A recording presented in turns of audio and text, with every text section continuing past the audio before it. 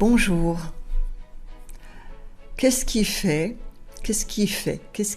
que, bien qu'on le sache, bien qu'on en ait le parfum, bien qu'on ait eu parfois même des expériences dites d'éveil, qu'est-ce qui fait qu'on est toujours identifié à tout ce qui fait notre royaume, tout ce qui constitue notre royaume, à ce petit jeu ou à ce grand jeu, à tous ces rôles que nous jouons continuellement, les uns avec les autres, en société, mais aussi avec nous-mêmes. On se raconte aussi des histoires. Pourquoi est-ce qu'une fois qu'on a compris, qu'on est comme dans une sorte de matrice, qu'on est prisonnier de nous-mêmes, qu'est-ce qui fait qu'on n'arrive pas à se libérer ? C'est à cela que je me propose pas de répondre, mais en tout cas de tenter de répondre aujourd'hui avec vous. Ceci vient suite à une question que m'avait posée Alain sous une vidéo de ce programme de décoronnement « Décoronne-toi ». Alors en yoga, dans la voie du yoga, on nomme 5 causes à la souffrance, 5 causes qui vont expliquer notre attachement à la matière qui va être cause de souffrance, à cet état d'identification qui va être cause de souffrance. Donc il y a 5 causes, les kleshas, les causes de la souffrance qui sont définies par Patanjali. Alors dans l'enseignement de vie, c'est aussi pour ça que je vous en parle, parce que du coup, tout ce qui se passe en ce moment me fait revoir l'ordre dans lequel je vais vous transmettre l'enseignement de vie. Donc je commence actuellement l'enregistrement des vidéos sur un module qui est en lien justement avec cela, avec toutes nos attaches, puisque nous l'avons clairement exprimé dans l'enseignement de vie, puisque c'est les bases des 9 voies d'éveil qui débutent à ras de terre, comme une limace, qui débutent dans la matrice, on dirait complètement attachés, rampant sur le sol. On n'est pas encore des hommes debout au premier niveau, on est vraiment scotché sous le poids de la pesanteur terrestre. Et en Égypte, il y a non pas 5 causes comme en Inde, mais 9. Bon, il y en a une qui est quand même différente, et dont je veux vous parler aujourd'hui, qui est la peur de la mort. Alors vous allez voir, je ne m'éloigne pas du tout du sujet des Décoronne-toi et de ce qui nous arrive actuellement, de ce confinement, reconfinement, reconfinement, de ces couvre-feux, de tout cela. La peur de la mort, c'est une des grandes causes de la souffrance, des kleshas, en tout cas en Inde. Elle n'apparaît pas dans l'enseignement de vie, en tout cas pas sur ce plan-là, pas tout de suite, la peur de la mort, tout simplement parce que dans l'Égypte, donc qui est porteuse, qui véhicule l'enseignement de vie, le tarot de vie, l'enseignement de Thoth, ce que vous allez appeler le livre de Thoth, la mort n'existe pas. La mort, sur ce plan-là, physique. Alors, ça veut dire quoi ? Nous, on va le dire. Ah oui, pour eux, la mort n'existe pas. En plus, c'est pas mal quand on pense que nos égyptologues ont traduit le livre de la sortie à la lumière du jour par le livre des morts. Quand même, faut le faire. Ça, franchement, faut le faire, sachant que pour l'Égyptien, il n'y a pas de mort sur ce plan-ci. Mais c'est pas mental, ce que je vous dis. Vous pouvez le recevoir comme une nouvelle notion, un nouveau concept, une nouvelle idée. Ou bien vous l'avez déjà entendu parler, ah bah oui, je sais. Mais réalisez, entendez, tout du moins, à défaut de réaliser, qu'ils n'ont pas le même cerveau que nous. Il y a des notions que nous avons, que nous trimballons, qui sont enfermantes, sclérosantes, limitantes, qu'ils n'avaient pas. Entre autres, la peur de la mort. Et c'est énorme. Énorme. Alors ça fait partie des kleshas, la peur de la mort. Mais c'est énorme. Parce que regardez ce qu'il se passe actuellement.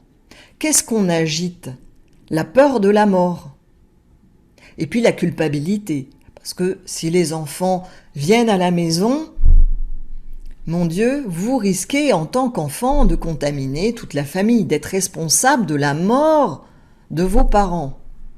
C'est complètement fou de mettre ça dans l'esprit des jeunes qui en plus sont ceux dans la société qui sont les moins touchés et qui sont le devenir de la société, de tout être humain. Le prolongement de la vie, c'est pas nous, c'est nos enfants. Le prolongement de l'arbre, ça va être ses fruits, ça va être ses fleurs, ça va être ses branches, ça va être tout ce qui va revivre après lui. Tout ce qui va naître après lui. C'est pas nous. Donc on est en train de casser la jeunesse, de la culpabiliser, de la plomber, et puis d'attiser, de réveiller la peur de la mort. C'est pour cela que tout le monde écoute bien tranquillement. À la fois par peur pour soi-même, mais aussi parce qu'on culpabilise, on nous fait culpabiliser, et qu'on ne veut pas porter atteinte à l'autre profondément. Il y a très peu d'êtres sur Terre qui veulent réellement nuire à l'autre, qui sont réellement actifs dans leur colère ou leur haine ou leur frustration.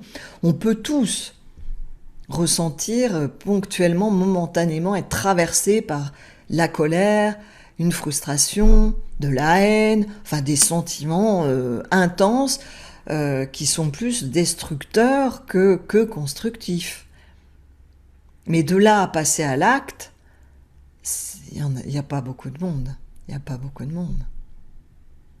Or là, tout le monde est chez soi, à écouter ce que le gouvernement dit, alors que c'est quand même risible. Enfin, risible, je ris verdâtre. Alors que on nous dit « Restez chez vous, sinon on risque d'avoir tant de milliers de morts. » Mais on est en train de nous tuer. Et c'est peut-être plus pervers, parce que normalement, dans une société qui est en harmonie avec le sens de la vie, elle est en harmonie avec le sens de la mort. La vie, la mort sont les deux faces d'une même pièce. Nous sommes dans une société où on ne parle pas de la mort. On évite la mort. On n'aborde pas la dernière phase de vie où, oui, il faut se préparer, faut ranger ses petites affaires si on a des enfants pour léguer. Ça se fait pas.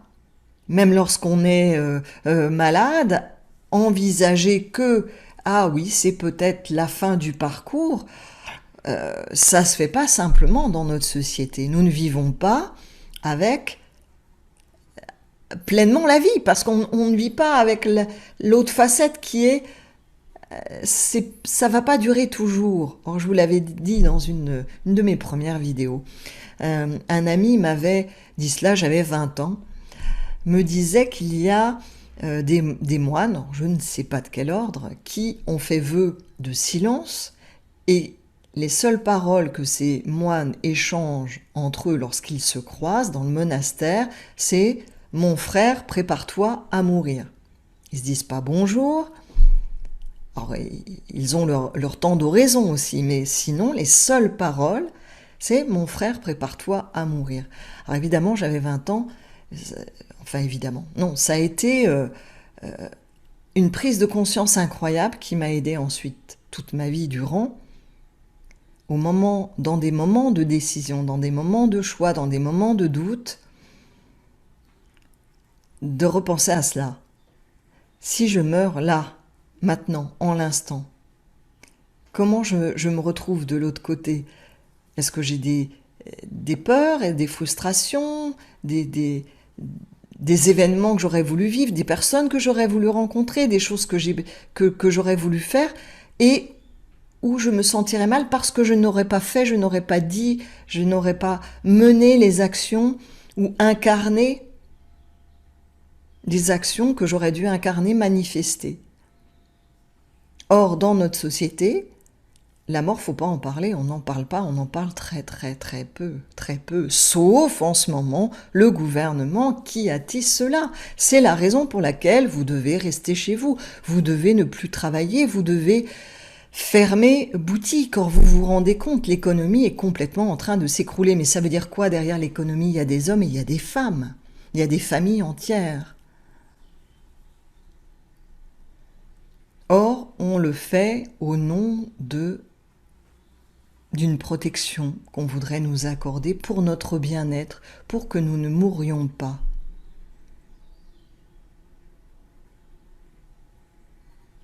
Mais un chef d'entreprise, il n'a pas forcément peur de la mort. Par contre, ne perdre tout alors qu'il est endetté, qu'il a une famille, qu'il est endetté pour son entreprise, endetté pour sa maison, endetté pour sa voiture, c'est pire que ce pourquoi on lui dit de rester chez lui pour éviter la mort, qui n'est pas garantie.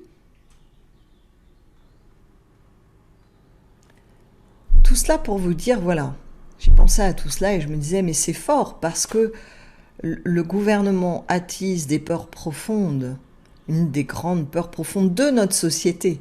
Alors c'est intéressant, hein, ce matin je pensais à cela et je me disais, ah oui, c'est intéressant parce que moi quand j'avais étudié la peur de la mort dans le cadre des Kléchas, c'était pour tout le monde.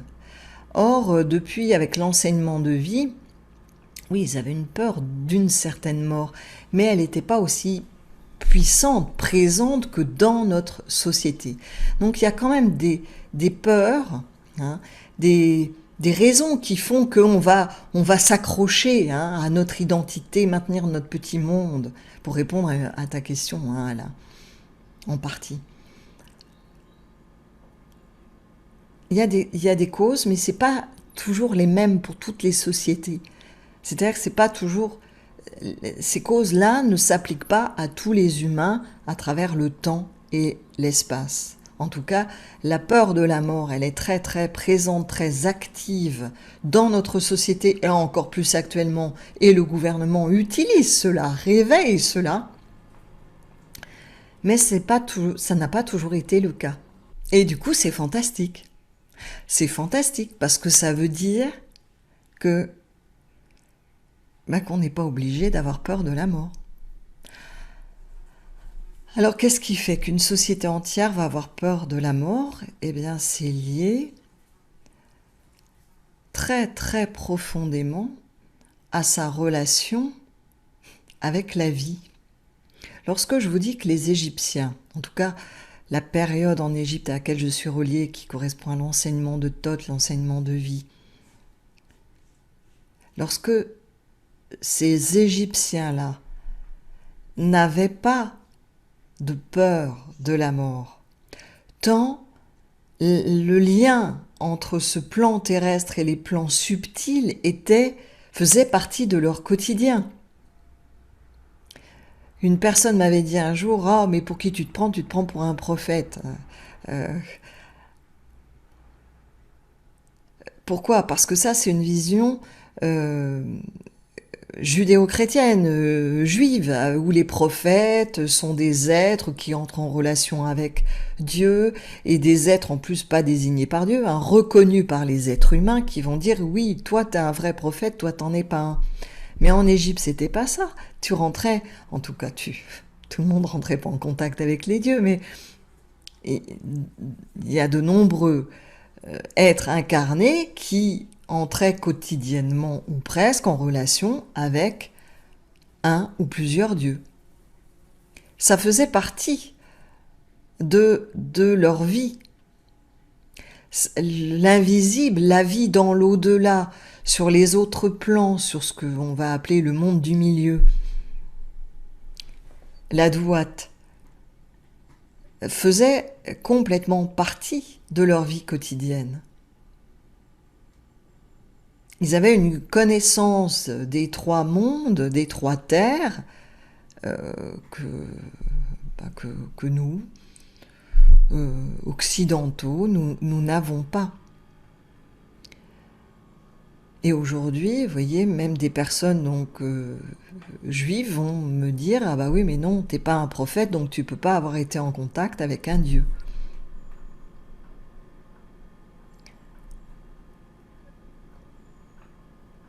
Et il se trouve que depuis que je suis reconnectée à l'enseignement de vie, j'ai plus le même cerveau qu'avant, donc ça aide. Ça aide. Il y a des connexions qui étaient endormies qui sont réveillées. On va dire ça comme ça. Donc, là où je veux en venir, parce que du coup, c'est bien de vous dire, ah bah oui, on attise la peur de la mort, vous allez me dire, bah oui, ah bah oui, ah bah oui, mais après, qu'est-ce qu'on fait? Et ça veut dire que là où chacun de nous a la capacité à agir intérieurement, c'est pas dans sa relation à sa peur, dans sa relation à sa peur de la mort. Or, c'est lié, comme je vous le disais, quelle est votre relation à la vie?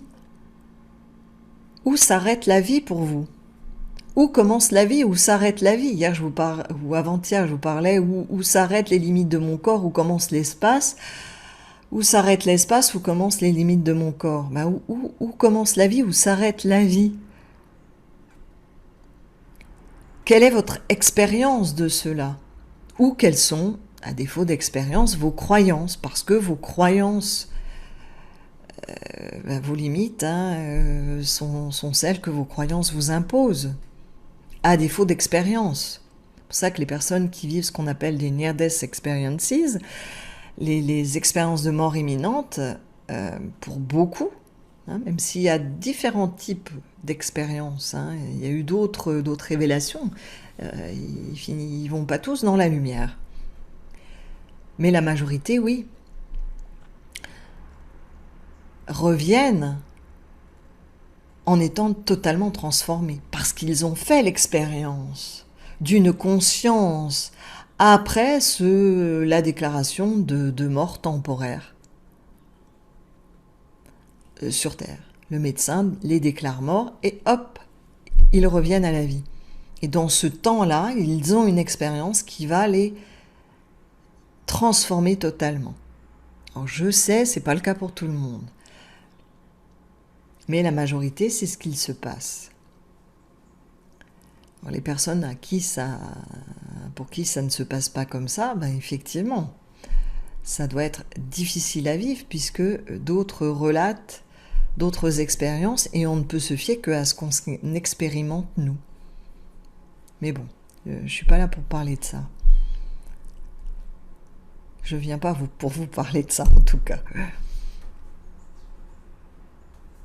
Donc votre expérience, soit de la vie, de ce qu'est la vie, pas que sur ce plan-là, sur les autres plans, ou si vous vous dites la vie, c'est que maintenant il n'y a rien après,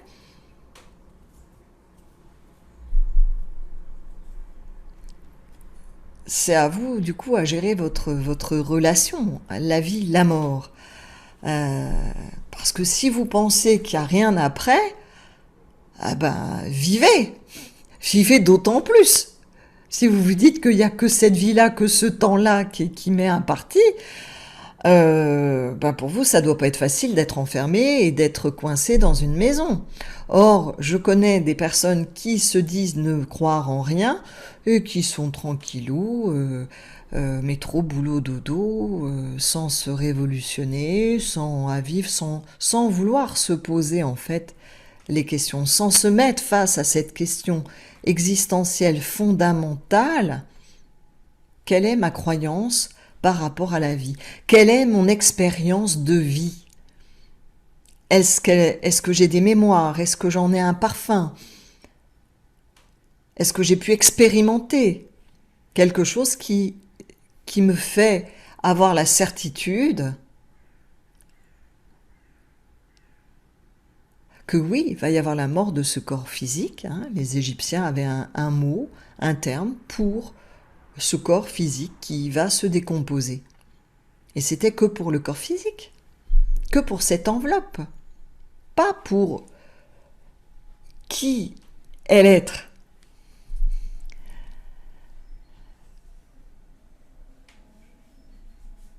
Quelle est votre croyance? Quel est votre vécu? Quelle est votre expérience? Voyez cela et voyez quelle est votre peur, votre relation par rapport à la peur de la mort. actuellement? Est-ce que vous avez peur de la mort? Qu'est-ce qui fait que, du coup, que vous êtes chez vous, à accepter de ne pas travailler, qu'on vous prive de votre emploi, de porter le masque? Est-ce que c'est la peur de la mort? Ou quoi? Ou quoi? La peur de l'autorité? Le gouvernement, nous sommes censés être dans une démocratie, est censé représenter le peuple. Ce que veut, ce que pense, ce qu'attend le peuple. De quelle autorité avez-vous peur? De quelle mort avez-vous peur? Quelle est votre relation à la vie? Pourquoi c'est si important, bien au-delà de ce que nous traversons à l'heure actuelle? Parce que, comme je vous le disais, cela, une fois que vous êtes au clair sur la vie, la mort, en tout cas au clair en vous, dans votre ressenti, dans ce qui est important, ça va vous aider à mener votre vie de manière très différente. Si vous réalisez en même temps que oui, ce corps peut s'arrêter là, à l'instant, et que du coup, c'est peut-être important de savoir, bon, si ce corps s'arrête là, que je ne suis plus du coup incarné, je vais passer sur un autre plan, est-ce que j'aurai l'impression d'avoir vécu ma vie, la vie que mon âme est venue vivre sur Terre, en s'incarnant? Ou alors, quels sont les regrets que j'ai? Qu'est-ce qu'il est important que je réalise, que je mette en action, en mots, que je manifeste sur Terre?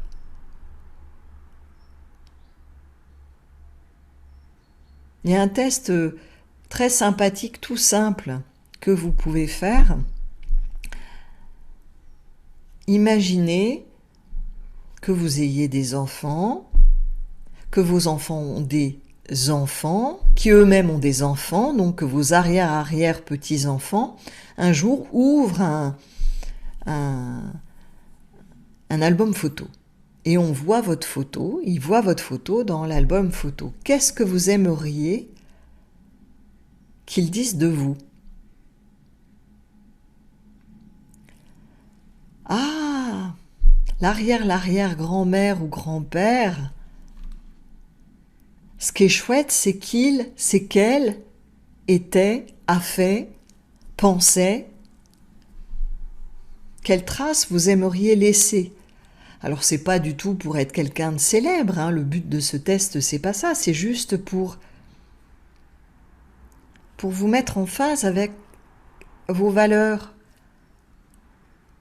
Ce que votre âme est venue manifester, incarner, expérimenter dans cette vie-ci, être sûr que vous passez pas à côté. C'est un petit test tout simple à faire. Et puis, cette pensée, pas tous les jours, hein, pas comme ces moines à chaque fois que vous croisez quelqu'un à vous dire, bon, là, si je meurs maintenant, est-ce que je suis au clair avec moi? Est-ce que j'ai fait tout ce que je voulais faire? Est-ce que j'ai pas des regrets? Mais en tout cas, à certains moments de la vie, quand même en ce moment, c'est assez propice à ça. Pas du tout d'un point de vue prise de tête ou pour s'écrouler en larmes ou pour être triste. Non, non, vraiment pour faire le point dans votre cahier. Hein. Je vous invitais à tenir un cahier. Qu'est-ce qui sera important de faire? Ou que vous auriez aimé faire, que vous n'avez pas fait? Ça peut être des choses toutes simples, hein. C'est pas forcément des grandes choses, hein. On croit toujours qu'on vient pour vivre des grandes choses, des missions. Il y a une personne qui me demandait en numérologie, est-ce que c'est pareil que la mission de vie en numérologie? Alors déjà, dans l'enseignement de vie, il y a très très peu d'êtres qui ont des missions. Il y en a, on en parlera dans une prochaine rencontre, c'est ceux que j'avais appelés au départ les guerriers de lumière, et puis j'ai arrêté parce que quand j'ai vu, enfin je vous en reparlerai de ça, que j'ai nommé après les serviteurs du grand œuf, parce que, je vais vous en reparler, parce que justement, j'avais pas poussé une gueulante, mais enfin j'avais sonné les cloches en disant réveillez-vous, réveillez-vous. Et ben c'est maintenant qu'il faut être réveillé. Et donc je vais à nouveau reparler à l'attention des serviteurs du grand œuvre, de ceux que beaucoup nomment les guerriers de lumière. Et puis je referai un petit point là-dessus pour vous réexpliquer un peu la différence entre ces deux dénominations, mais qui n'amènent pas non plus à se positionner de la même manière du tout. Or, c'est la période où même si vous n'êtes pas, d'après votre roue de naissance, votre âme n'a pas souhaité s'incarner pour manifester un serviteur du grand œuvre, un guerrier de lumière, on peut tous se sentir guerrier de lumière ou serviteur du grand œuvre. Sauf que ces êtres ont là une mission, une mission de vie très particulière. Mais il est temps de réveiller en nous le serviteur du grand œuvre ou le guerrier de lumière, mais pas celui qui va faire la guerre. C'est pas ça du tout. Même si on peut être un peu chaud en ce moment et en avoir marre et être un peu en colère, moi ça m'arrive régulièrement. Mais c'est pareil, c'est des émotions, comme je vous dis toujours, qui passent, qui traversent. Pratiquer en Tarmona. On fera peut-être une méditation à un moment dans Tarmona.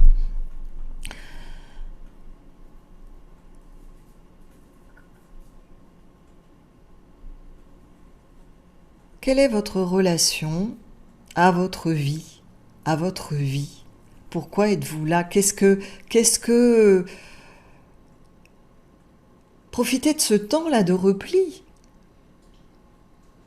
On rentre dans l'hiver, donc c'est très propice à ça, revenir à l'intérieur. C'est propice en ce moment. On n'est pas dans la période, c'est pas le mois de mars, c'est pas les énergies de l'été, et puis on est confiné. De refaire un point tranquillement, paisiblement, au coin du feu si vous le pouvez, ou dans la nature, ou avec votre amoureux, votre amoureuse, ou avec des animaux, ou juste en regardant le ciel.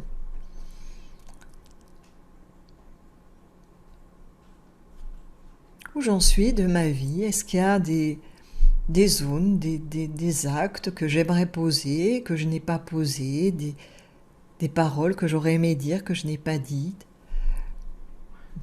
des choses que j'aurais aimé faire, des lieux que j'aurais aimé visiter?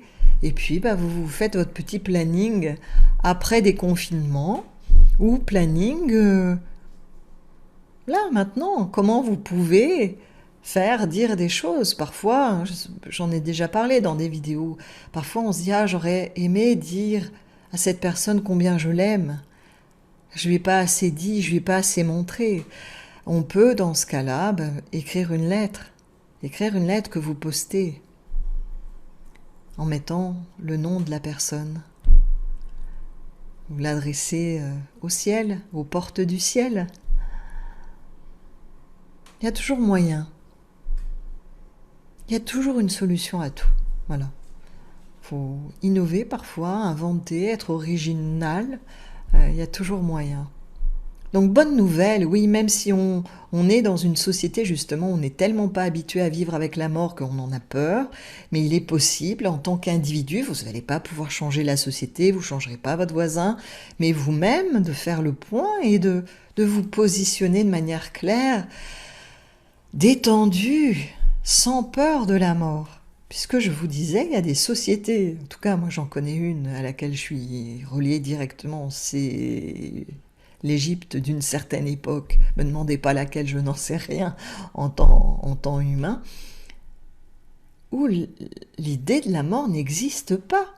C'est-à-dire que c'est comme un mot qui n'existerait pas. D'ailleurs, il n'existait pas. C'est-à-dire, c'est comme un mot qui n'existe pas, mais il n'existait pas, ce mot, en égyptien. Donc, le mot n'existait pas parce que ça n'existait vraiment pas. C'est pour ça que je vous disais, essayez de percevoir la révolution intérieure que ça peut faire chez vous dès lors que la mort n'existe pas. Si vous y arrivez. Il ne s'agit pas de se le répéter, là je vous parle vraiment, c'est pas un concept, c'est pas de la théorie, c'est un vécu.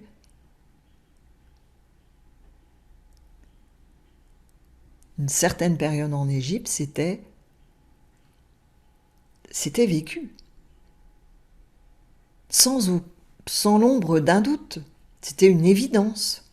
Parce que la vie quotidienne est, ça j'en sais, totalement différemment de la nôtre. C'est pour ça qu'on ne comprend pas grand-chose aux relations de la société en Égypte, au fonctionnement. Quand on parle de régime en pyramide, mais ça n'a rien à voir. Hein. La fonction de père A, la grande demeure, ce qu'on appelle nous pharaon, ça n'a rien à voir avec un président de la République, ni même un roi. Ça n'a rien à voir. Mais je crois que j'en avais parlé déjà dans une vidéo. Et puis je l'ai écrit dans le livre de vie, hein, Introduction au livre de Thoth, où j'explique la fonction de père A, ce que c'est. Voilà, donc j'arrête là pour aujourd'hui, je pense que c'est déjà pas mal. J'attends vos commentaires, vos questions. N'hésitez pas, faites-moi un mail, écrivez sous les vidéos.